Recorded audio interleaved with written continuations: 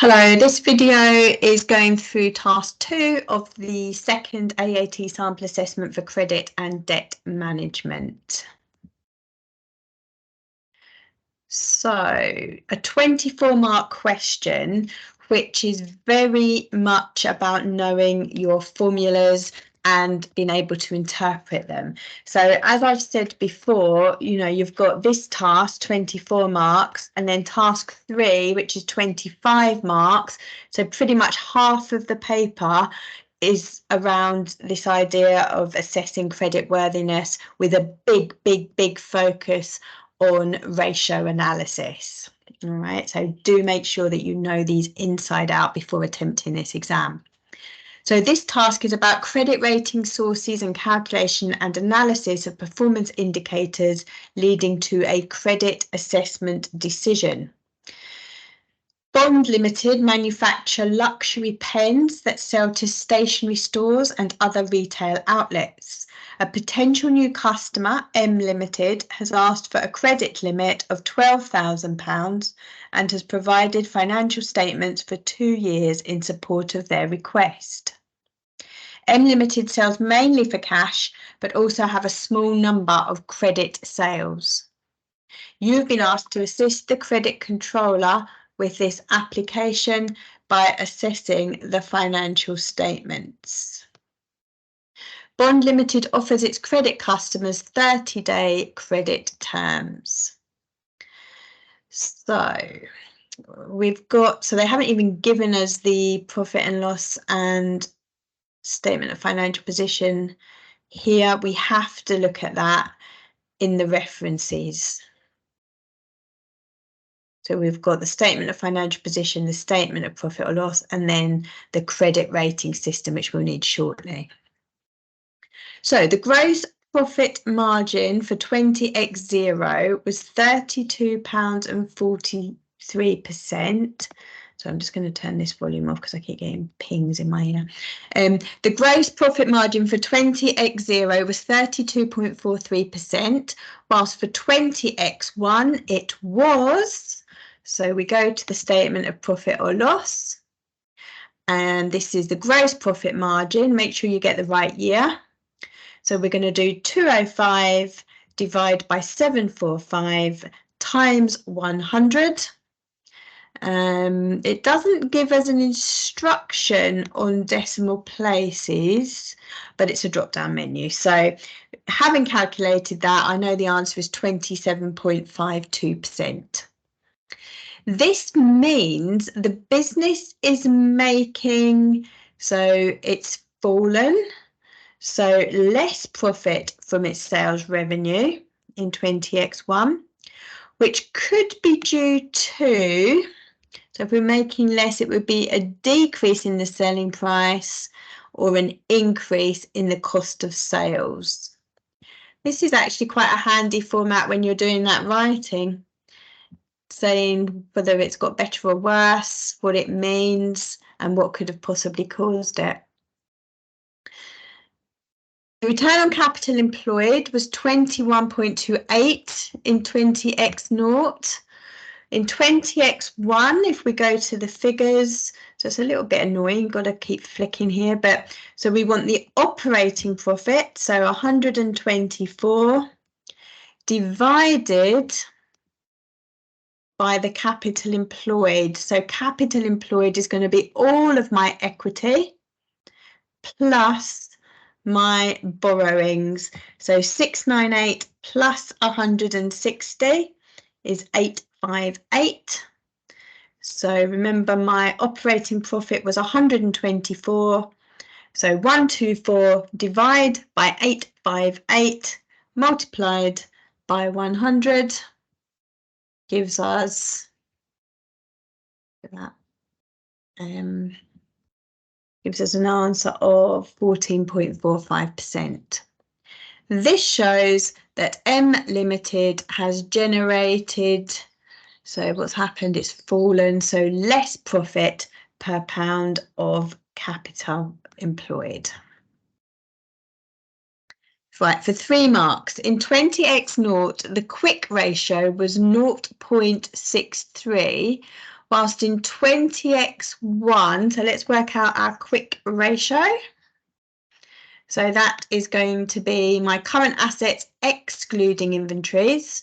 So I'll do 29 plus 26, which is 55.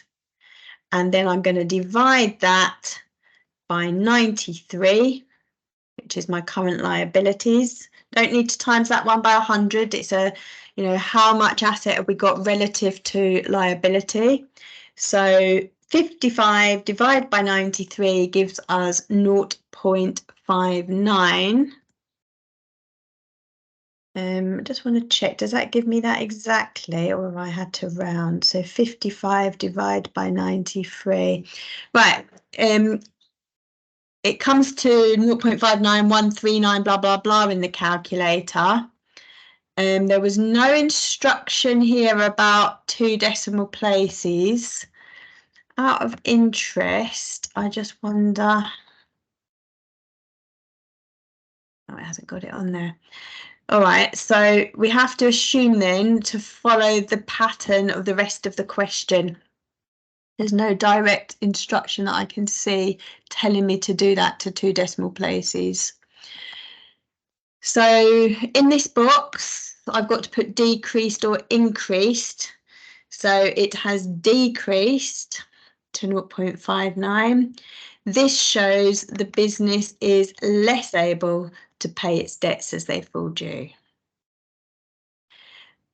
The inventory holding period in 20x0 was 88.80 days, whilst in 20x1, so we go back, we want the inventories figure, so 142 divide by the cost of sales, 540, and multiply by 365. So again, a drop down, that gives me 95.98. The trade receivables collection period. So trade receivables, 29. Divide by 745, multiply by 365, which gives us 14.21. And then the trade payables, we have got 75 divide by 540 times 365, which gives an answer of 50.69 days. The working capital cycle was 54.02 days. So we need to work out what it is now. So using my answers above, I know that it's the inventory holding, so 95.98, plus the receivables, so plus 14.21, minus the payables, minus 50.69. So that gives me a total of 59.5 for the current year. That's not what I'm being asked. I'm being asked by how much it's gone up or down. So I've calculated it to be 59.50. I subtract the 54.02 that it was last year, which means that it has decreased by 5.48 days, which shows that M Limited is converting its working capital into cash less quickly.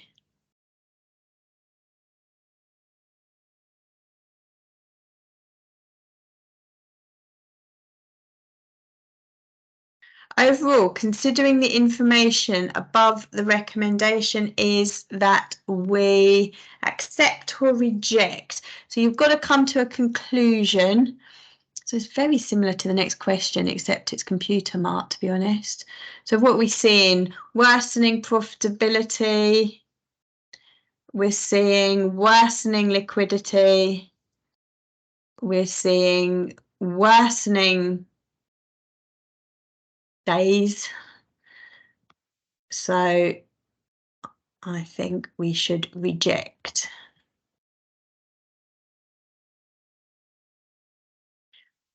Unfortunately, there's no kind of, oh, if this, then always do that. You do just have to use your judgment. The following information relates to a different organisation. You work as a credit controller manager for BTE Limited, a toy manufacturer, which uses a credit rating system to assess the credit status of new customers. The credit rating scoring system is used to assess the risk of default by calculating key indicators, ratios, comparing them to the table and calculating an aggregate score.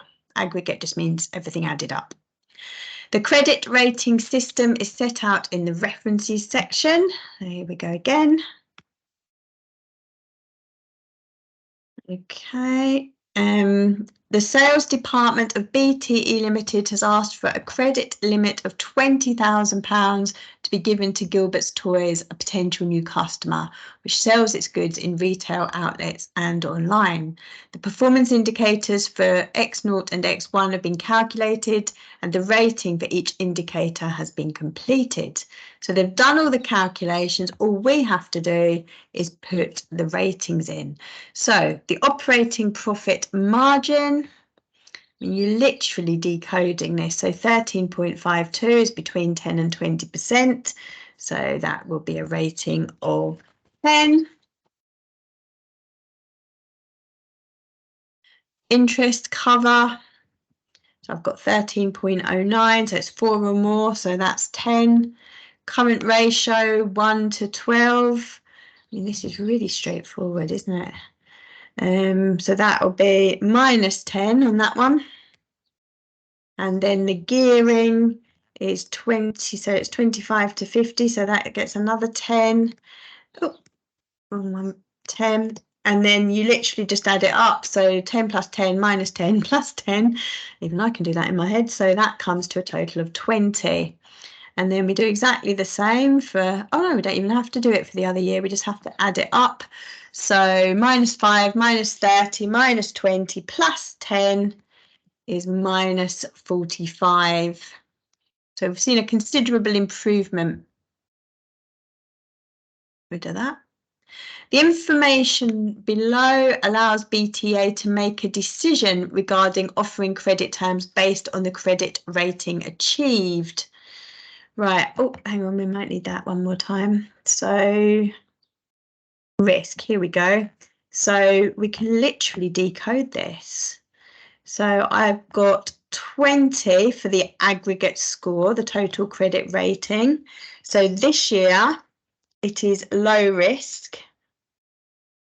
Last year, minus 45 was high risk. So it's gone from high risk to low risk.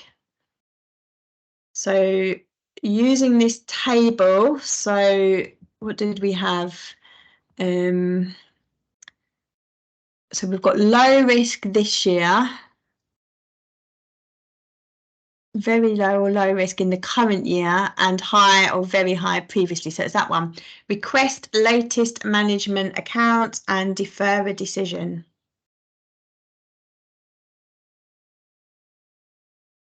I think that seems really straightforward. Hopefully you do too. BTE Limited is reviewing their policy for accepting new credit customers. In addition to the published financial statements, they are going to request additional information, which too would be appropriate for new credit customers, emphasising new credit customers. So it has to be external. We're not visiting them, or we haven't got any sales ledger records. So it will be the bank and the trade references.